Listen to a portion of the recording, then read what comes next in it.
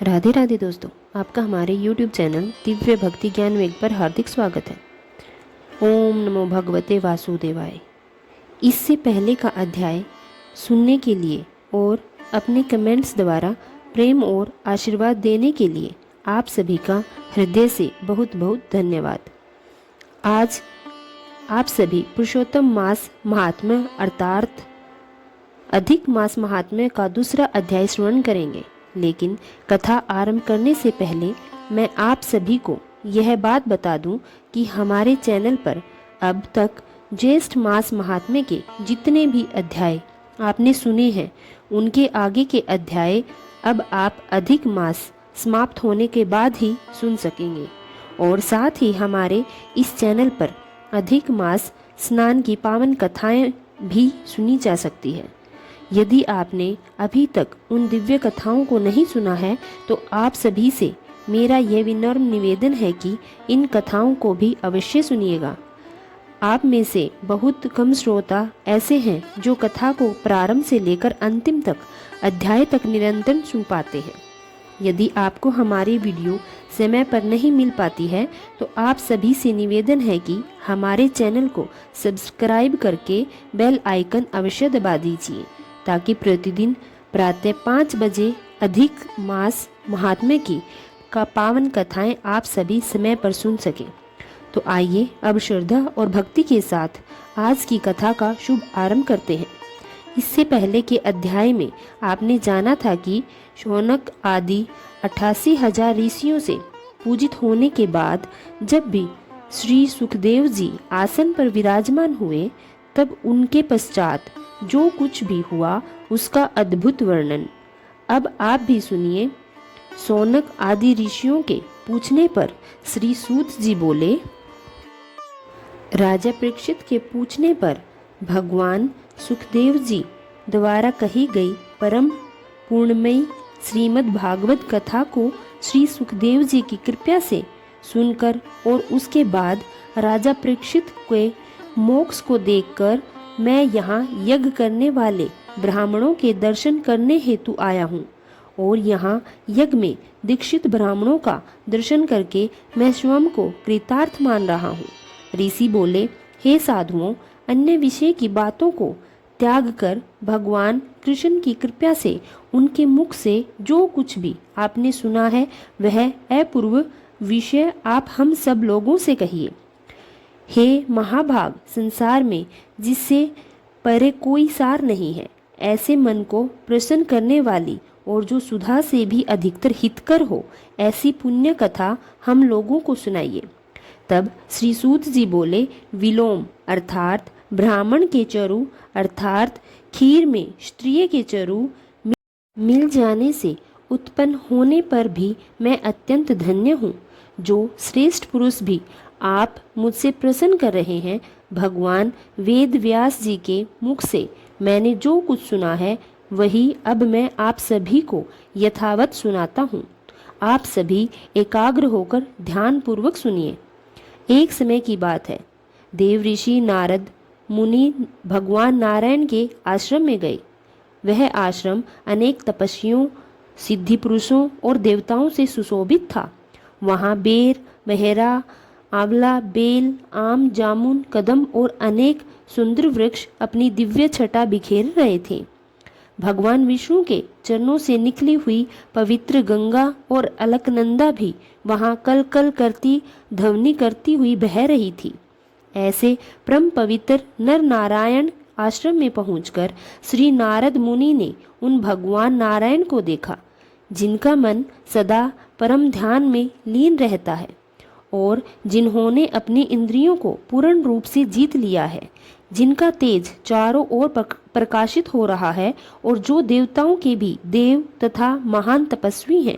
उन्हें देखते ही देव ऋषि नारद ने साष्टांग दंडवत प्रणाम किया, फिर हाथ जोड़कर अत्यंत विनम्र भाव से नर नारायण की स्तुति करने लगे। नारद जी बोले, हे देव, देवों के देव जगन्नाथ, हे कृपा के सागर, हे सत्य स्वरूप प्रभु, आप सत्यवर्ती हैं, सत्यपरायण हैं, सत्यात्मा हैं और सत्य ही प्रकट हुए हैं। आपको बारंबार नमस्कार है। मैं आपकी शरण में आया हूँ। आपको जो तप है वह संपूर्ण प्राणियों की शिक्षा के लिए और मर्यादा की स्थापना के लिए है। यदि आप स्वयं तपस्या न करें तो कलयुग में जैसे एक व्यक्ति के पाप करने से पूरी पृथ्वी डूबती है, वैसे ही एक व्यक्ति के पुण्य से संपूर्ण पृथ्वी तर जाती है। इसमें तनिक भी संदेह नहीं है। पूर्व काल में सतयुग आदि में यदि एक व्यक्ति पाप करता था तो सभी पापी हो जाया करते थे। उसका प्रभाव समस्त समाज पर पड़ता था। परंतु कलयुग में केवल वही व्यक्ति अपने पापों का भागी बनता है। यह सब आपके तप के प्रभाव से संभव हुआ है। नारद जी आगे बोले, हे भगवान, कलयुग में अधिकांश प्राणी विषय वासनाओं में आसक्त हैं। उनका मन स्त्री, पुत्र और गृहस्थ जीवन में ही लगा रहता है। ऐसे प्राणियों का कल्याण कैसे हो और मेरा भी थोड़ा सा हित किस प्रकार हो? ऐसे प्राणियों का हित करने वाला जो हो और मेरा भी थोड़ा सा कल्याण हो, ऐसा विषय विचार करके केवल आप ही कहने के योग्य हैं। इसी विचार से मैं ब्रह्मालोक से यहाँ आपके श्री चरणों में उपस्थित हुआ हूँ। आप ही उपकार प्रिय श्री विष्णु हैं, ऐसा वेदों में वर्णित है। इसलिए लोक उपकार के लिए कथा का सार इस समय आप सुनाइए। अतः लोक कल्याण के लिए आप इस समय ऐसी दिव्य कथा सुनाइए जिसके श्रवण मात्र से मनुष्य निर्भय होकर मोक्ष पद को प्राप्त कर लेता है। इस प्रकार देव ऋषि नारद के मधुर वचन सुनकर भगवान नारायण अत्यंत प्रसन्न हो उठे। उनके मुखमंडल पर आनंद की दिव्य मुस्कान खिल उठी। फिर उन्होंने संपूर्ण लोकों को पवित्र करने वाली पूर्णमयी और मोक्ष प्रदान करने वाली कथा का आरंभ किया। श्री नारायण बोले, हे नारद, मैं अब तुम्हें उस परम पवित्र कथा का वर्णन करता हूँ जो गोपियों के मुख कमलों के रस का आस्वादन करने वाले रसिकों के शिरोमणि वृंदावन बिहारी व्रजपति आदि पुरुष भगवान श्री कृष्ण की महिमा से युक्त है। जो भगवान सृष्टि की रचना, पालन और संहार करने वाले हैं, उनके दिव्य कर्मों का पूर्ण वर्णन भला इस पृथ्वी पर कौन कर सकता है। फिर मैं तुम्हें पुरुषोत्तम मास महात्म्य की वह अद्भुत कथा सुनाता हूँ जिसे सुनने मात्र से मनुष्य के जीवन के सभी दुख दूर हो जाते हैं। हे नारद, यह कथा केवल कथा नहीं है बल्कि स्वयं भगवान की कृपा का स्वरूप है। जो मनुष्य श्रद्धा और भक्ति से इसका श्रवण करता है उसके समस्त पाप नष्ट हो जाते हैं और उसका जीवन धन्य हो जाता है। यह पुरुषोत्तम मास गरीबी और वेद का नाश करने वाला, यश प्रदान करने वाला, 100 पुत्रों का सुख देने वाला और अंत में मोक्ष प्रदान करने वाला माना गया है। इसलिए मनुष्य को शीघ्र ही इसका आश्रय लेना चाहिए और श्रद्धा से इसका प्रयोग करना चाहिए। नारद जी विनम्र भाव से बोले, हे प्रभु, यह पुरुषोत्तम नाम किसने दिया? यह पुरुषोत्तम नामक देवता कौन है? इसका महात्म्य क्या है और यह इतना अद्भुत तथा दुर्लभ क्यों कहा गया है? कृपया करके मुझे इसका विस्तार पूर्वक वर्णन सुनाइए। सूत जी बोले, श्री नारद जी के ऐसे मधुर वचनों को सुनकर भगवान नारायण अत्यंत प्रसन्न हुए। फिर पुरुषोत्तम मास में अपना मन पूरी तरह श्रद्धा से लगाकर वे इस प्रकार कहने लगे, पुरुषोत्तम, यह मास का जो पवित्र नाम पड़ा वह भी एक विशेष कारण से युक्त है। इस पुरुषोत्तम मास के स्वामी स्वयं दया सागर पुरुषोत्तम भगवान अर्थात श्री विष्णु ही हैं। इसी कारण ऋषि मुनि इस मास को पुरुषोत्तम मास कहते हैं। जो भी भक्त श्रद्धा और नियम पूर्वक पुरुषोत्तम मास का व्रत करता है और उस पर भगवान पुरुषोत्तम अत्यंत प्रसन्न हो जाते हैं। फिर नारद जी बोले, हे भगवान, मैंने तो यही सुना है कि प्रत्येक मास अपने अपने स्वामी देवताओं से युक्त होता है, किंतु उन सब के बीच पुरुषोत्तम मास का नाम मैंने पहले कभी नहीं सुना। हे प्रभु, यह पुरुषोत्तम मास कौन है और इस मास के स्वामी कृपा के सागर पुरुषोत्तम भगवान कैसे हुए? कृपया करके यह रहस्य मुझे बताइए। हे कृपा निधान, इस मास का स्वरूप क्या है, इसका विधान क्या है, इसमें कौन कौन से नियम बताए गए हैं? प्रभु कृपया करके मुझे सब विस्तार से बताइए। हे सतपते, इस पवित्र मास में क्या करना चाहिए, किस प्रकार स्नान करना चाहिए या क्या दान देना चाहिए, पूजा उपवास और अन्य साधन किस प्रकार करने चाहिए, यह सब मुझे विस्तार से कहिए। इस मास के विधान से कौन कौन से देवता प्रसन्न होते हैं और वे कौन कौन से फल प्रदान करते हैं, यह भी कृपया करके बताइए। इसके अतिरिक्त साधु संत तो सदैव ही सब जीवों पर कृपा करने वाले होते हैं, तो वे बिना पूछे ही दया करके शुभ उपदेश दे दिया करते हैं। इसलिए प्रभु आप भी मुझ पर कृपा कीजिए। इस संपूर्ण पृथ्वी पर अनेक ऐसे मनुष्य हैं जो दूसरों के भाग्य के अधीन होकर जीवन बिताते हैं। कुछ गरीबी से पीड़ित हैं, कुछ नित्य रोगों से दुखी है, कुछ पुत्र पौत्रों की इच्छा रखने वाले हैं। कुछ लोग बाहर से अपने आप को बड़ा धार्मिक दिखाते हैं, लेकिन वे वास्तव में विद्या से रहित हैं। कुछ मैले और फटे वस्त्र धारण करते हैं, कुछ नास्तिक हैं, कुछ प्रस्त्रगामी हैं। कुछ लोग अत्यंत दुखी होकर दास वृत्ति करते हैं। कुछ ऐसे हैं जिनकी सारी आशाएं नष्ट हो चुकी है, कुछ के संकल्प टूट चुके हैं, कुछ के जीवन का तेज और तत्व क्षीण हो गया है। कुछ कुरूप हैं, कुछ रोगी हैं, कुछ के अंग टेढ़े मेढ़े हैं, कुछ अंधे हैं, कुछ मित्र वियोग से दुखी हैं, कुछ माता पिता से विहीन होकर शोक में डूबे हुए हैं। कुछ लोग दुख और पीड़ा से इतने सूख चुके हैं कि उनके अंग अपनी इच्छित वस्तुओं से रहित ही उत्पन्न होते रहते हैं। हे प्रभु, ऐसा कौन सा उपाय है, कौन सा व्रत है, कौन सा पुण्य है जिसके करने से और सुनने से मनुष्य को फिर से ऐसे दुखों में जन्म ना लेना पड़े? कृपया करके वह महान उपाय हमें सुनाइए। हे प्रभु, अंगहीनता, अंग दोष, रक्तपीत, मृगी, रागमा और अन्य अनेक भयंकर दोषों से पीड़ित मनुष्यों को देखकर मेरा हृदय अत्यंत दुखी हो जाता है। जगन्नाथ के भक्तों को जब मैं इस प्रकार दुख में देखता हूँ, तब मेरे मन में बड़ी करुणा उत्पन्न होती है। इसलिए हे ब्राह्मण श्रेष्ठ, मुझ पर दया कीजिए और मेरे मन को प्रसन्न करने वाले इस पवित्र विषय का विस्तार पूर्वक वर्णन कीजिए। हे प्रभु, आप सर्वज्ञ हैं, आप अंतर्यामी हैं, आप सभी तत्वों के आधार और आयतन हैं, आपसे कुछ भी छिपा हुआ नहीं है। इसलिए कृपया करके मुझे इस पुरुषोत्तम मास का संपूर्ण महत्व सुनाइए। इस प्रकार जब देव ऋषि नारद ने परोपकार से भरे हुए अपने मधुर वचनों द्वारा प्रार्थना की, तब देवों के देव भगवान नारायण अत्यंत प्रसन्न हुए।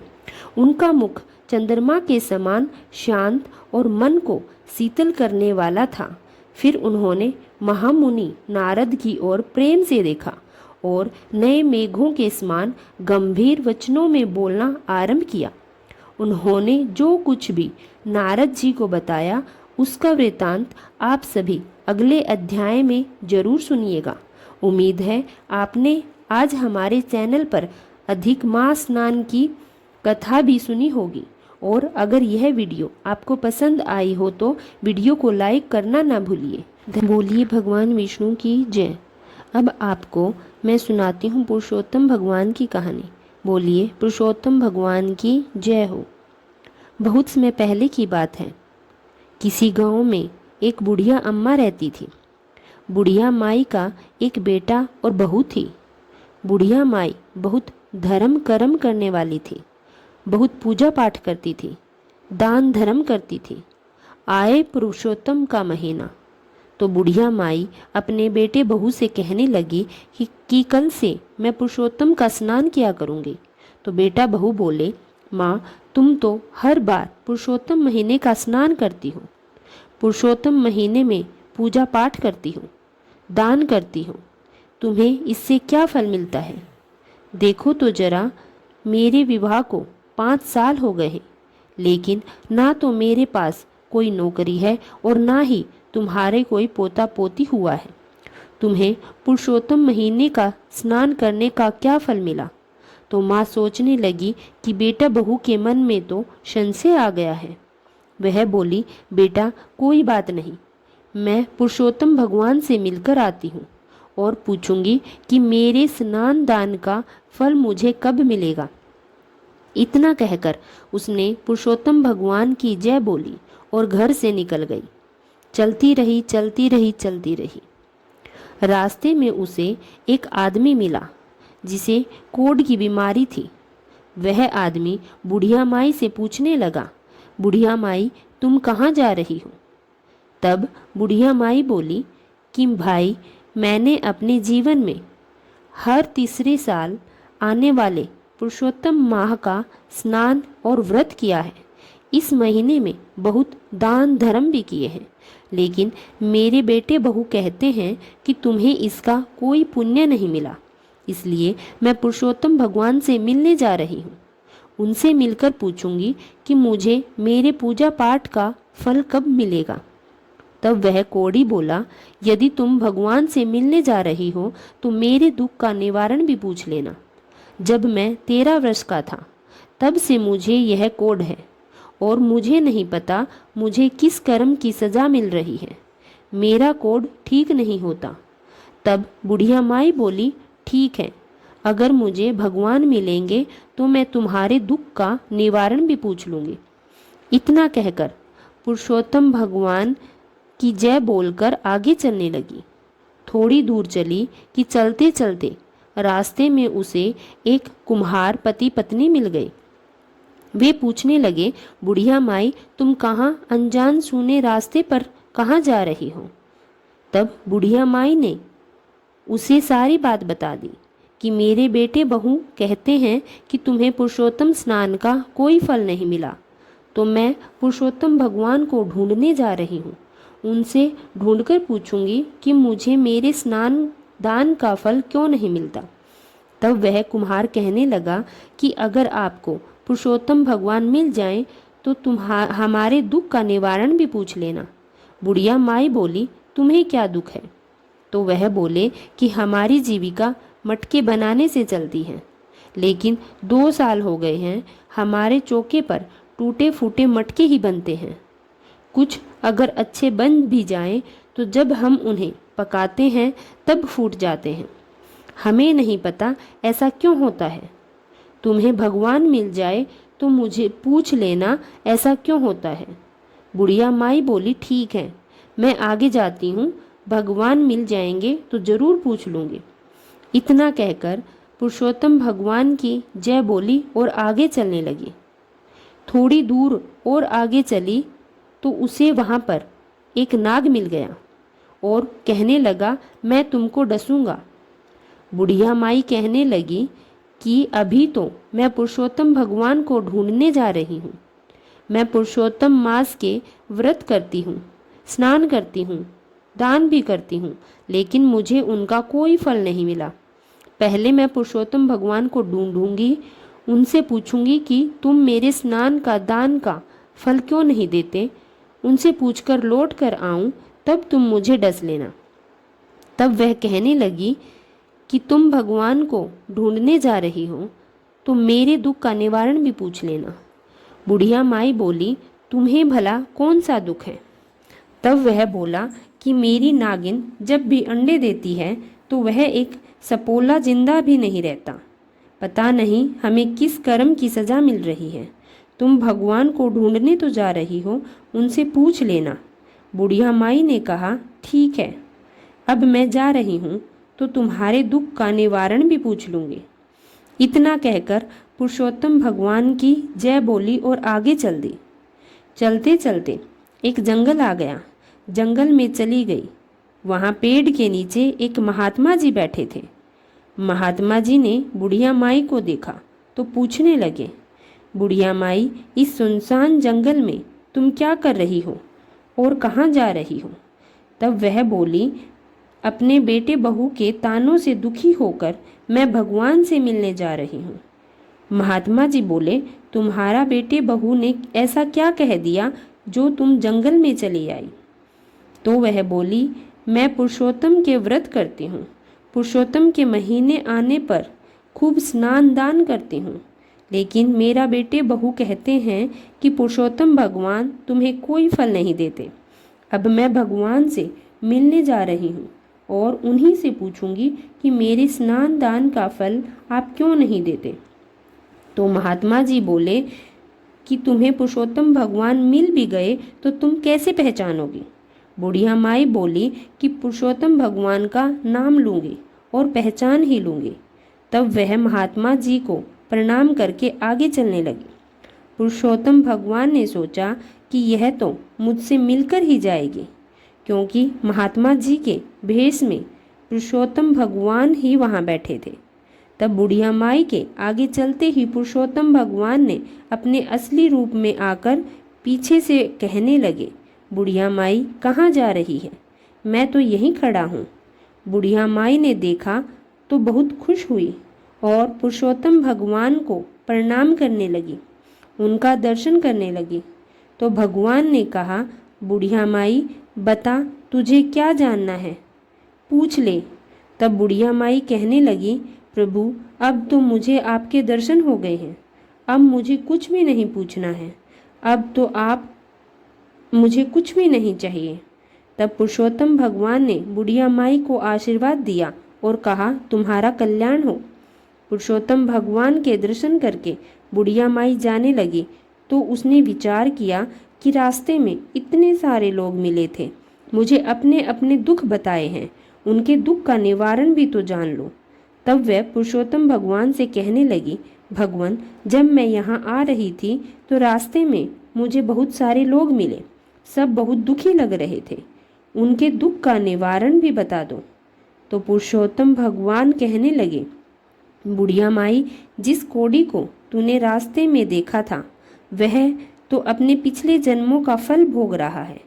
पिछले जन्म में एक नगर का राजा था, अपनी प्रजा को बिना कारण ही दंड देता था। उस कोढ़ी को उसकी प्रजा की हाय लगी है, जा तू मेरे चरणों की धूली ले जा, उसके शरीर पर लगा देना, वह ठीक हो जाएगा।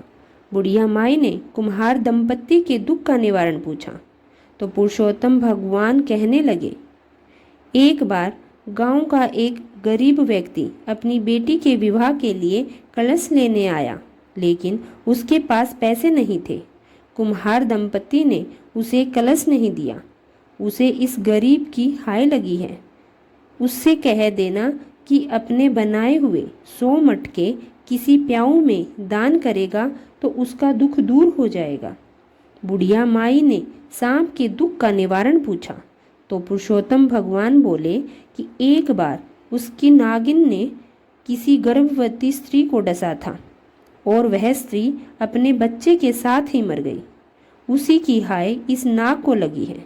नाग से कह देना यदि वह अपनी नागमणि किसी गरीब को दान दे देगा तो उसके बच्चे जीने लगेंगे।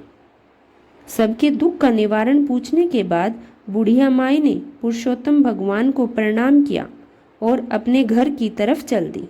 उधर पुरुषोत्तम भगवान भी अंतर्ध्यान हो गए। वापस लौटते समय सबसे पहले उसे नाग मिला और पूछने लगा, बुढ़िया माई भगवान के दर्शन कर आई क्या? तो बुढ़िया माई कहने लगी कि हाँ, मुझे भगवान के दर्शन हो गए। नाग ने पूछा, क्या तूने मेरे दुख का निवारण पूछा? तो बुढ़िया माई ने उसे सारी बात बता दी। तो नाग बोला, अब मैं गरीब आदमी कहाँ ढूंढता फिरूंगा, एक काम करो, मेरी नागमणि तुम ही ले लो, क्योंकि मेरे पास और तो कोई आता जाता नहीं है। उसने बुढ़िया माई को अपनी नागमणि दे दी। नागमणि लेकर बुढ़िया माई वापस चल दी और अपने घर की तरफ। वापसी में उसे कुम्हार दंपति मिले और पूछने लगे, बुढ़िया माई तुम वापस आ गई क्या? तुम्हें भगवान के दर्शन हुए और तुमने हमारे दुख का निवारण पूछा? तो बुढ़िया माई ने उन्हें सारी बात बता दी। दोनों कुम्हार पति पत्नी कहने लगे, हम आज ही प्याऊ में 100 मटके दान करेंगे। बुढ़िया माई वहाँ से भी आकर आगे चल दी। चलते चलते कोढ़ी मिला, पूछने लगा, भगवान का दर्शन कर आई क्या बुढ़िया माई? मेरे दुख का निवारण पूछा या नहीं? बुढ़िया माई बोली। उसने सारी बात उसे बता दी। अपनी साड़ी के पल्लू में पुरुषोत्तम भगवान के चरणों की मिट्टी बांध कर लाई थी। उसमें से थोड़ी सी मिट्टी उसके शरीर पर लगा दी और थोड़ी सी चरण धूली अपने बेटे बहू के लिए रख ली। भगवान के चरण धूल लगाते ही उसका तो शरीर ठीक हो गया। वह बहुत खुश हुआ। उसने बुढ़िया अम्मा को बहुत सारा धन दिया। बुढ़िया अम्मा अपने घर पहुंची तो देखा वहां पर उसका घर है ही नहीं। जहाँ पर उसकी छोटी सी झोपड़ी थी, छोटा सा घर था, वहाँ पर एक बहुत बड़ा महल खड़ा है। अन्न धन के भंडार लगे हुए हैं। नौकर जाकर घूम रहे हैं। बुढ़िया माई सोचने लगी, मेरा घर कहाँ गया? बड़ी दुखी हुई। इधर उधर देखने लगी। तभी खिड़की से उसके बेटे बहू ने उसे देख लिया और वे अपनी माँ को लेने बाहर आए। माँ उन्हें देखकर बहुत खुश हुई। बुढ़िया माई ने बेटे और बहू से पूछा और उसे अंदर ले गई। बुढ़िया माई पूछने लगी, हमारे छोटे से घर की जगह पर इतना बड़ा महल कैसे आ गया? तब उसके बेटे बहू ने बोला, माँ हमें कुछ भी नहीं पता। हम तो रात को अपने घर में ही सोए थे। सुबह उठा तो देखे कि महल बना हुआ है। बुढ़िया माई सोचने लगी, यह पुरुषोत्तम भगवान की ही कृपा है। इतने में ही राजा का संदेश आया और बुढ़िया माई के बेटे को राजभवन में नौकरी मिल गई। थोड़ी ही देर में पता चला कि बुढ़िया माई की बहू भी गर्भवती है। यह सुनकर तो बुढ़िया माई बहुत खुश हुई। चरण धूली लेकर आई थी, बेटा बहू को दे दी। बेटा बहू के माथे पर लगा दी और कहने लगी कि देखा बेटा बहू, पुरुषोत्तम भगवान ने मेरे पुरुषोत्तम मास स्नान का पूरा पूरा फल दिया है। अब तो बुढ़िया माई का बेटे बहू भी पुरुषोत्तम भगवान का व्रत करने लगे। पुरुषोत्तम मास आने पर पुरुषोत्तम का स्नान करने लगे। हे पुरुषोत्तम भगवान, जैसे आपने बुढ़िया माई पर कृपा की है, ऐसे ही कथा कहानी सुनने वाले, पुरुषोत्तम मास का स्नान करने वाले सबकी मनोकामना पूरी करना और सभी पर अपनी कृपा बनाए रखना। बोलिए पुरुषोत्तम भगवान की जय हो। अब सुनते हैं श्रीमद् भगवत गीता के पहले अध्याय का महात्म्य। बोलिए कृष्ण भगवान की जय हो। एक समय श्री पार्वती देवी ने महादेव जी से कहा, हे भगवान, आप सब तत्वों के ज्ञाता हैं। आपकी कृपा से मुझे श्री विष्णु संबंधी नाना प्रकार के धर्म भी सुनने को मिले हैं, जो समस्त लोक का उद्धार करने वाले हैं। हे देवेश, अब मैं श्री गीता जी का महात्म्य सुनना चाहती हूँ, जिसका श्रवण करने से श्री हरि की भक्ति बढ़ती है। महादेव जी ने कहा, जिनका श्री विग्रह अलसी के फूल की भांति श्याम वर्ण का है, पक्षी राजगरुड़ ही जिनके वाहन हैं, जो अपनी महिमा से कभी च्युत नहीं होते, शेष नाग की सैया पर शयन करते हैं, उन भगवान महाविष्णु की हम उपासना करते हैं।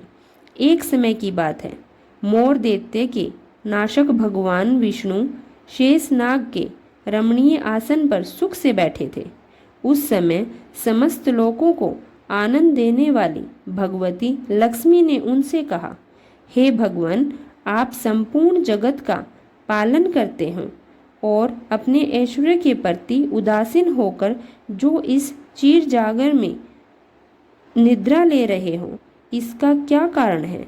तब श्री भगवान बोले, हे देवी, मैं नींद नहीं लेता, अपितु तत्वों का अनुसरण करने वाली अंतर्दृष्टि के द्वारा अपने ही महेश्वर तेज का साक्षात्कार कर रहा हूँ।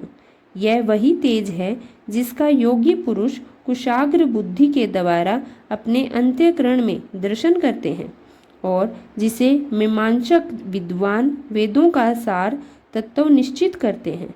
वह महेश्वर तेज एक अजर प्रकाश स्वरूप, आत्म रूप, रोग शोक से रहित, अखंड आनंद का पुंज, निष्पंद और द्वैत रहित है। इस जगत का जीवन उसी के अधीन है। मैं उसी का अनुभव करता हूँ। हे देवेश्वरी, यही कारण है कि मैं तुम्हें नींद लेता सा प्रतीत होता हूँ। श्री लक्ष्मी जी ने कहा, हे ऋषिकेश, आप ही योगी पुरुषों के ध्येय हैं। आपके अतिरिक्त भी कोई ध्यान करने योग्य तत्व है, यह जानकर तो मुझे बड़ा कौतूहल हो रहा है।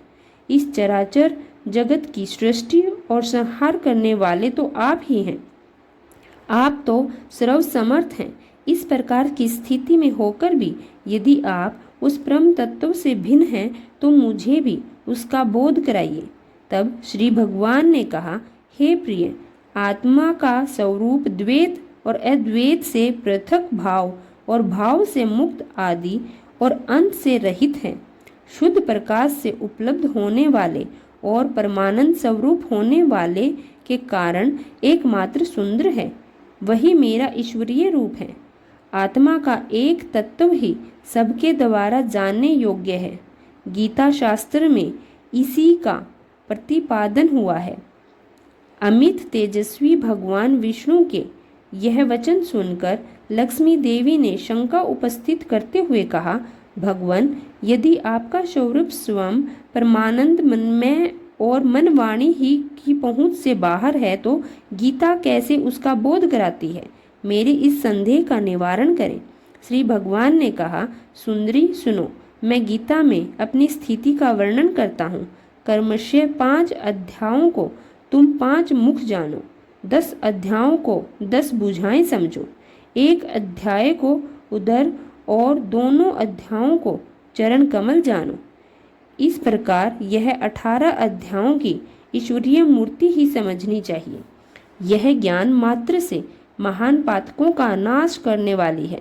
जो उत्तम बुद्धि वाला पुरुष गीता के 1 या आधे अध्याय का अथवा 1 आधे या चौथाई श्लोक का भी प्रतिदिन अभ्यास करता है, वह सुरमा के समान मुक्त हो जाता है। देवी लक्ष्मी ने पूछा, हे देव, यह सुरमा कौन है? किस जाति का था और किस कारण से उसकी मुक्ति हुई है? श्री भगवान ने कहा, हे देवी, सुरमा तो बड़ी खोटी बुद्धि का मनुष्य था। पापियों का तो वह शिरोमणि था। उसका जन्म वैदिक ज्ञान से शून्य और क्रूरता पूर्वक करने वाले ब्राह्मणों के कुल में हुआ था।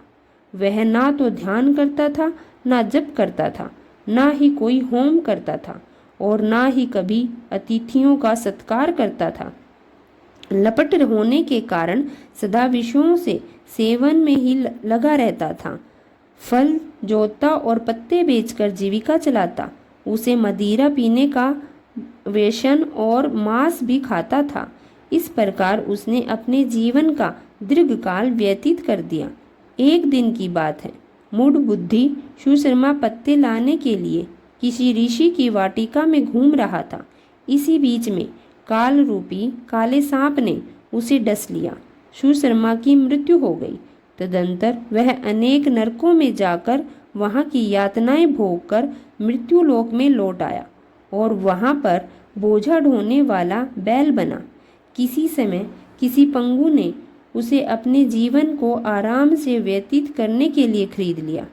बैल ने अपनी पीठ पर पंगु का भार ढोते हुए बड़े कष्ट से 7-8 साल बिताए। एक दिन पंगु ने किसी ऊंचे स्थान पर बहुत देर तक बड़ी तेजी के साथ उस पर बैल को घुमाया। वह थककर बड़े वेग से पृथ्वी पर गिरा और मूर्छित हो गया। उस समय वहां कौतूहलवश आकृष्ट होकर बहुत से लोग भी इकट्ठा हो गए। उन इकट्ठा हुए लोगों में से किसी पुण्यात्मा व्यक्ति ने उस बैल का कल्याण करने के लिए उसे अपना पुण्य दान किया। तत्पश्चात कुछ दूसरे लोगों ने भी अपने अपने पुण्य को याद करके उसके लिए दान किया।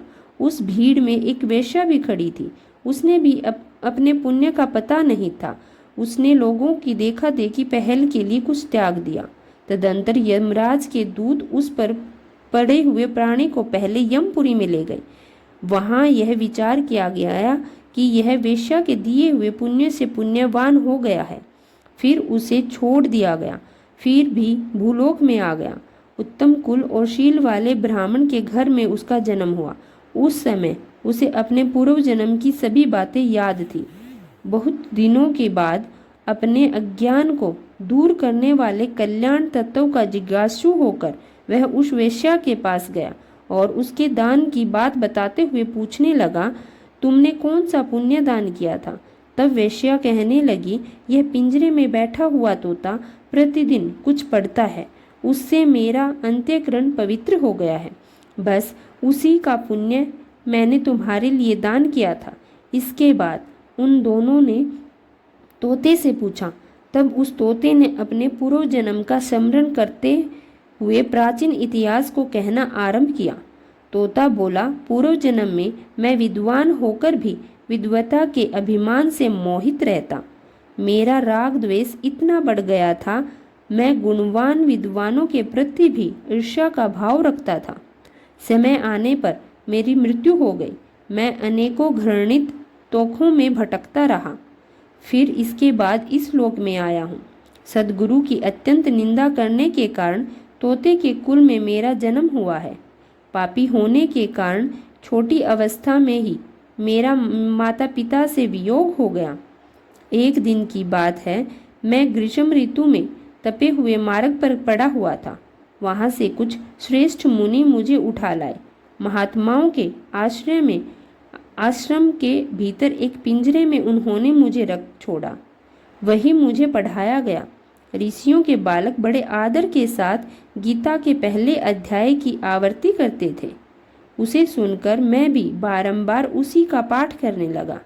इसी बीच एक चोरी करने वाले बहेलिये ने मुझे वहां से चुरा लिया और उसके बाद इन देवी ने मुझे खरीद लिया। पूर्व काल में मैंने इस प्रथम अध्याय का अभ्यास किया था, जिससे मैंने अपने पापों को दूर किया। फिर इसी के कारण इस वैश्य का अंत्यकरण भी शुद्ध हुआ और उसी के पुण्य से यह सुशर्मा भी पाप मुक्त हुए हैं। इस प्रकार परस्पर वार्तालाप और श्री गीता जी के पहले अध्याय के महात्म्य की प्रशंसा करके वे तीनों निरंतर अपने अपने घर पर श्री गीता जी के प्रथम अध्याय का पाठ करने लगे। फिर ज्ञान प्राप्त करके वे मुक्त हो गए। जो कोई भी श्री गीता जी के प्रथम अध्याय को पढ़ता है, सुनता है या सुनाता है, वह इस भव्य सागर को पार कर लेता है और उसे मुक्ति प्राप्त होती है। बोलिए श्री कृष्ण भगवान की जय हो। बोलिए सूर्य नारायण भगवान की जय हो। बहुत समय पहले की बात है। किसी गांव में एक बुढ़िया माई रहती थी। बुढ़िया माई भगवान सूर्य नारायण की भक्त थी। हर रविवार को भगवान सूर्य नारायण की पूजा करती थी। रविवार का व्रत करती। रविवार के दिन सूर्योदय से पहले ही उठ जाती और स्नान करती। अपने आंगन को अच्छी तरह से गाय के गोबर से लीपती, साफ करती। उसके बाद भगवान सूर्य नारायण की पूजा करते हुए रविवार की व्रत कथा सुनती। सूर्य भगवान को भोग लगाती और फिर शाम के समय एक समय भोजन करती। सूर्य भगवान बुढ़िया माई की भक्ति से बहुत प्रसन्न थे। सूर्य भगवान की कृपा से बुढ़िया माई को कोई चिंता नहीं थी, कोई कष्ट नहीं था। धीरे धीरे सूर्य नारायण भगवान की कृपा से बुढ़िया माई का घर भी धन धान्य से भरने लगा। बुढ़िया माई सुखी होने लगी। लेकिन जब कोई सुखी होता है तो पड़ोसी जलने लगते हैं। बुढ़िया माई के घर में सब तरह की सुख सुविधा देखकर पड़ोसन उससे जलने लगी। पड़ोसन ने सोचा कि बुढ़िया माई के घर में कोई भी नहीं है, कोई खाने कमाने वाला नहीं है, फिर भी बुढ़िया माई के पास सारी तरह की सुख सुविधाएं हैं। हम देखो सारा दिन काम करते रहते हैं, फिर भी दो दो पैसे के लिए तरसते रहते हैं। बुढ़िया माई के पास खुद की कोई गाय नहीं थी, इसलिए रविवार के दिन जब भी बुढ़िया माई पूजा के लिए आंगन लीपती तो पड़ोसन की गाय से गोबर लाती। तो एक दिन पड़ोसन ने सोचा, अगर मैं अपनी गाय अंदर बांध लूं तो बुढ़िया माई को गोबर नहीं मिलेगा, फिर देखती हूँ कैसे पूजा करेगी। ऐसा सोचकर पड़ोसन ने अपनी गाय को घर के अंदर बांध लिया। रविवार का दिन आया। बुढ़िया माई गोबर लेने गई तो देखा कि वहाँ गाय तो है ही नहीं। उसने पड़ोसन का दरवाज़ा खटखटाया। पड़ोसन घर में ही थी, लेकिन कुछ भी नहीं बोली। बुढ़िया माई को उस दिन गोबर नहीं मिला। गोबर ना मिलने से बुढ़िया माई आंगन नहीं लीप सकी और आंगन ना लीप पाने के कारण बुढ़िया माई ने कुछ भी नहीं किया, ना पूजा की, ना सूर्य भगवान को भोग लगाया और ना ही खुद भोजन किया। ऐसे ही भूखी प्यासी सो गई। सूर्य नारायण भगवान ने बुढ़िया माई को कष्ट में देखा तो सोचने लगे कि बुढ़िया माई ने इस कष्ट को दूर करने के लिए कुछ न कुछ करना चाहिए, नहीं तो मेरी पूजा कौन करेगा। बुढ़िया माई के सपने में भगवान सूर्य नारायण आए और कहने लगे, क्या बात है माई, आज भोजन नहीं किया, ऐसी भूखी प्यासी क्यों पड़ी है। तब बुढ़िया माई कहने लगी, भगवान आपको तो पता ही है, मेरे रविवार के व्रत का नियम है, गाय का गोबर लाती हूँ, आंगन लीपती हूँ, फिर पूजा करती हूँ। आज मुझे गाय का गोबर नहीं मिला तो मेरा आंगन नहीं लीपा, ना ही मैंने पूजा की। पूजा नहीं की तो भोग भी नहीं लगाया, और भोग लगाए बिना भगवान मैं भोजन कैसे कर लेती। इसलिए भूख की प्यास से मरी जा रही हूँ। अब सूर्य नारायण भगवान बुढ़िया माई से बोले कि बुढ़िया माई, अब तू किसी बात की चिंता मत कर, देख जरा अपने आंगन में देख, तेरी गाय बाहर बछड़े समेत खड़ी है। अब बुढ़िया माई सुबह उठी तो बुढ़िया माई के आंगन में गोरी गोरी गाय और गोरा गोरा बछड़ा बंधा हुआ था। यह देखकर बुढ़िया माई तो बहुत खुश हुई। उसने जल्दी से चारा लगाया, गाय को खिलाया। उसके बाद बुढ़िया माई अपने घर के काम में लग गई। पड़ोसन ने बुढ़िया माई के आंगन में बंधी हुई सुंदर गाय और बछड़े को देखा तो वह तो जल भुन गई। तभी गाय ने सोने का गोबर कर दिया। सोने का गोबर देखते ही तो पड़ोसन बड़ी हैरान हुई। उसने बुढ़िया माई को कुछ नहीं बताया।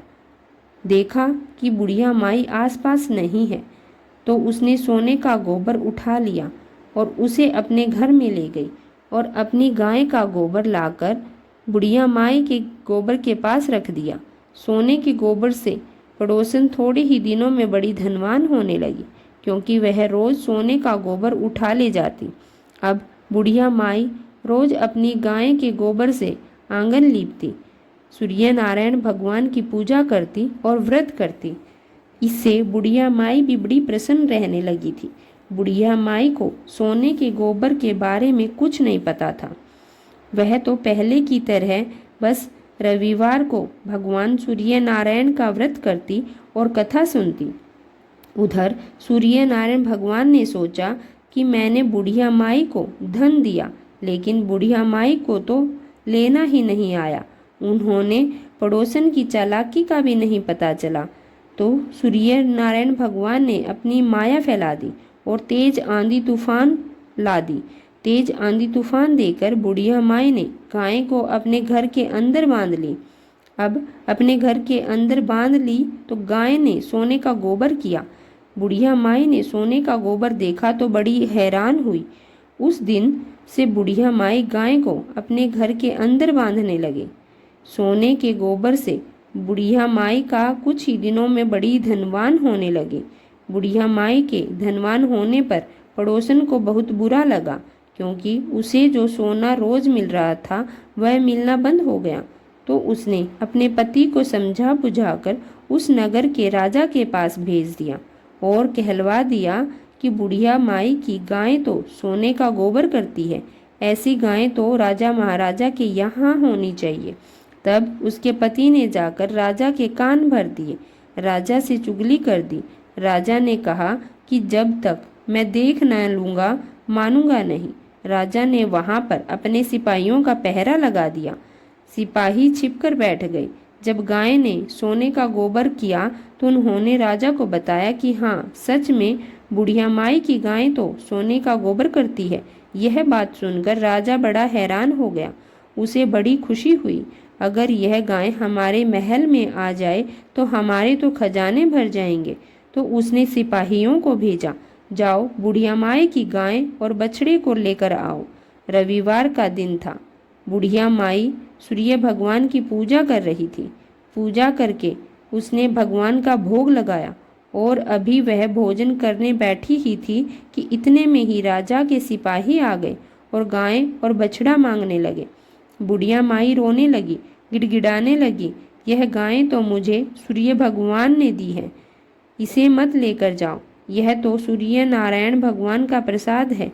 लेकिन वे नहीं माने, उन पर तो राजा की आज्ञा थी, वे कैसे मान जाते। ये वो तो बुढ़िया माई की गाय और बछड़ा लेकर चल दिए। उधर महल में राजा अपने ही सपनों में खोया हुआ था। सोने का गोबर करने वाली गाय मेरे महल में आ जाएगी तो मेरे खजाने भर जाएंगे। उसने महल में पूरी तैयारी करवा दी, गलीचे बिछवा दिए। गाय आएगी तो सोने का गोबर करेगी, लेकिन गाय ने तो पूरा महल गोबर गोबर से भर दिया। पूरे महल में दुर्गंध फैल गई, चारों तरफ से बदबू आने लगी। अब तो राजा को बड़ा गुस्सा आया। उसने बुढ़िया माई को अपने महल में बुलवाया और पूछा, यह क्या जादू टोना है? तेरे घर में यह रहती है तो गाय सोने का गोबर करती है और हमारे घर में सारी में बदबू फैला दी। अब बुढ़िया माई कहने लगी, राजा जी, मैं तो कुछ भी नहीं जानती। मेरा तो रविवार व्रत का नियम है। रविवार के दिन आंगन को गाय के गोबर से लीपती हूँ, फिर पूजा करती हूँ, सूर्य नारायण भगवान को भोग लगाती हूँ, फिर भोजन करती हूँ। पड़ोसन के यहाँ से गाय का गोबर लाती थी। एक दिन पड़ोसन ने गाय अंदर बांध ली तो मुझे गोबर नहीं मिला। ना मैंने आंगन लीपा, ना पूजा की, ना व्रत किया और ना ही खाया पिया। सूर्य भगवान को पता चला तो उन्होंने मुझे गोरी गाय और गोरा बछड़ा दिए। ये थी तो तुम इससे आंगन लीपना और पूजा करना, इससे ज़्यादा तो मैं कुछ नहीं जानती। तभी आकाशवाणी हुई और कहने लगी, हे राजा, बुढ़िया माई की गाय और बछड़ा तुरंत लौटा दे, नहीं तो तुम पर विपत्तियों का पहाड़ टूट पड़ेगा, तुम्हारा सारा राज्य नष्ट हो जाएगा। इस आकाशवाणी को सुनकर राजा को बड़ा भय हुआ। उसने बुढ़िया माई की गाय और बछड़ा दोनों लौटा दिए। बहुत सारा धन देकर बुढ़िया माई से अपनी गलती के लिए क्षमा भी मांगी। राजा ने पड़ोसन और उसके पति को उसकी दुष्टता के लिए बहुत दंड भी दिया और पूरे राज्य में घोषणा करा दी कि सभी स्त्री पुरुष रविवार का व्रत किया करेंगे। रविवार के दिन सूर्य नारायण भगवान की पूजा किया करेंगे। रविवार का व्रत और सूर्य नारायण भगवान की पूजा करने से उस राज्य के सभी लोगों के घर में धन धान्य से भर गए और राज्य में चारों ओर खुशहाली छा गई। हे सूर्य भगवान, जैसे आपने बुढ़िया माई पर कृपा की है, वैसे ही रविवार का व्रत करने वाले, रविवार की व्रत की इस कहानी को सुनने वाले और कहते सुनते सभी पर अपनी कृपा बनाए रखना और सभी की मनोकामनाएं पूर्ण करना। बोलिए सूर्य नारायण भगवान की जय हो। अब आपको सुनाती हूँ तुलसी माता की कहानी। बोलिए तुलसी माता की जय हो। बहुत समय पहले की बात है। किसी गांव में एक लड़की अपने माता पिता के साथ रहती थी। वह लड़की बहुत धर्म कर्म करने वाली थी, पूजा पाठ बहुत किया करती थी। उसका रोज तुलसी जी की पूजा का नियम था। अब तक वह तुलसी की पूजा नहीं कर लेती थी तो पानी तक नहीं पीती थी। पहले तुलसी माता की पूजा करती, तुलसी माता के पास दिया जलाती, परिक्रमा करती, कथा आरती करती और उसके बाद ही कुछ खाती पीती थी। धीरे धीरे समय बीतता गया और वह बड़ी हो गई। उसके माता पिता ने उसका विवाह कर दिया। उसकी तुलसी पूजा का नियम देखकर उसके विवाह में उसके माता पिता ने उसे एक तुलसी जी का गमला भी दिया। लड़की अपने ससुराल में पहुंच गई। ससुराल में जाकर भी उसने अपनी तुलसी पूजा का नियम जारी रखा। सुबह सवेरे बहुत जल्दी उठ जाती, स्नान करती, घर की साफ सफाई करती, तुलसी जी के पास साफ सफाई करती, फिर तुलसी माता की पूजा करती और इस तरह से वह अपना जीवन काटने लगी। उसकी देवरानी जेठानियाँ भी थी। वह उसका मजाक बनाती और कहती थी कि तू बड़ी पूजा पाठ वाली बनती है, बड़ी धर्म कर्म वाली बनती है, क्या मिलता है तुझे इस तरह से यह पूजा पाठ करके? यह ढोंग दिखावा होता है। इस ढोंग दिखावे को मत किया कर। लेकिन वह किसी की बात नहीं सुनती, अपनी पूजा पाठ को, अपने नियम को रोज करती। तब उसकी देवरानी जिठानी को बहुत गुस्सा आता। एक दिन उन्होंने क्या किया, तुलसी जी के गमले को छुपा दिया।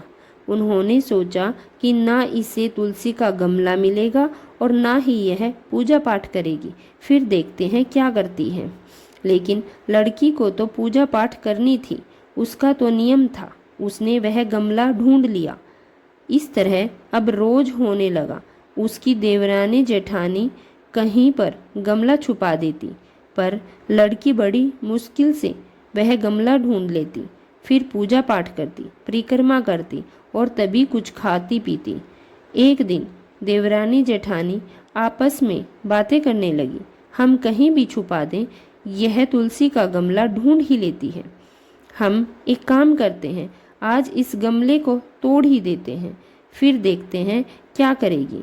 उन्होंने गमले को तोड़ फोड़ दिया और बहुत दूर फेंक दिया। अब लड़की जब सुबह उठी, उसने नहाया धोया और साफ सफाई की। पूजा पाठ करने का समय हुआ तो तुलसी माता का गमला ढूंढने लगी। बहुत ढूंढ लेने के बाद सारा घर ढूंढ लिया, लेकिन उसे उस दिन गमला नहीं मिला। ढूंढते ढूंढते वह परेशान हुई और बहुत दुखी भी हुई। उस दिन उसने खाना भी नहीं खाया, क्योंकि उसका तो नियम था, जब तक वह तुलसी माता की पूजा नहीं कर लेती थी, पानी भी नहीं पीती थी। भूख की प्यासी ऐसे ही पड़ी रही। उसे भूख की प्यासी पड़ी देखकर, उसकी सच्ची भक्ति देखकर तुलसी माता बहुत प्रसन्न हुई और उसके कमरे में ही तुलसी माता प्रकट हुई। प्रकट होकर उससे कहने लगी, तू ऐसी भूखी प्यासी क्यों पड़ी है? तो वह कहने लगी, हे माता, आप तो सब कुछ जानती हो। मेरा तो तुलसी माता की पूजा का नियम है और जब तक मैं पूजा पाठ नहीं कर लेती, खाना पीना भी नहीं खाती। तो तुलसी माता कहने लगी कि तू अब चिंता मत कर, तुझे तुलसी जी की पूजा करने के लिए तुलसी का गमला नहीं ढूंढना पड़ेगा। और बस इतना कहकर तुलसी माता वहीं पर स्थापित हो गई। उनके स्थापित होते ही उसने देखा कि उसके कमरे में तुलसी जी का एक गमला है और उसमें हरी हरी तुलसी लहरा रही है। यह देखकर तो लड़की बहुत खुश हो गई और सोचने लगी कि अब तो मेरी तुलसी माता को कोई भी नहीं चुरा सकता और पूजा पाठ करने के लिए भी मुझे कहीं बाहर नहीं जाना पड़ेगा। मेरी तुलसी माता का कोई कहीं नहीं फेंक सकता। अगले दिन सुबह सवेरे जल्दी उठी, स्नान किया, तुलसी माता की पूजा की। उधर देवरानी जेठानी सोच रही थी कि अब देख, अब कहाँ गया इसका पूजा पाठ का नियम, क्योंकि उन्हें तो पता ही नहीं था कि उसने तुलसी माता की पूजा कर ली। जब वह खाना खाने गई तो उसका मजाक बनाने लगी। क्या हुआ, आज तुलसी पूजा नहीं करोगी, ऐसा ही खाना खा लेगी? तो वह बोली, जीजी मैंने तो पूजा कर ली। वह बोली, तूने कहाँ से कर ली पूजा? कहाँ है तेरी तुलसी का गमला? हमें तो कहीं दिखाई नहीं देता। तो वह कहने लगी, दीदी तुलसी का गमला तो मेरे कमरे में ही रखा है। वे दोनों भागी भागी कमरे में गई और वहाँ जाकर देखा कि तुलसी जी का तो गमला रखा हुआ है, हरी हरी तुलसी लहरा रही है। तब देवरानी और जेठानी अपने किए पर बहुत शर्मिंदा हुई। तुलसी माता से माफ़ी मांगने लगी, बहू से माफ़ी मांगने लगी और कहने लगी, तुम्हारी तो भक्ति सच्ची है, तुम हमें माफ़ कर दो, हमने तो तुम्हें बहुत परेशान कर दिया। तब वह बोली कि कोई बात नहीं दीदी, मैंने तो आपसे कभी नाराज़गी की ही नहीं, मैंने तो आपको पहले ही माफ़ कर दिया था। अब तो वे सभी मिलकर तुलसी माता की पूजा करने लगी। हे तुलसी माता, जैसे आपने उस लड़की के ऊपर अपनी कृपा की, आपकी भक्ति करने वाले, पूजा करने वाले, परिक्रमा करने वाले, इस कथा कहानी को सुनने वाले सभी पर अपनी कृपा बनाए रखना और सभी की मनोकामना पूर्ण करना। बोलिए तुलसी माता की जय हो।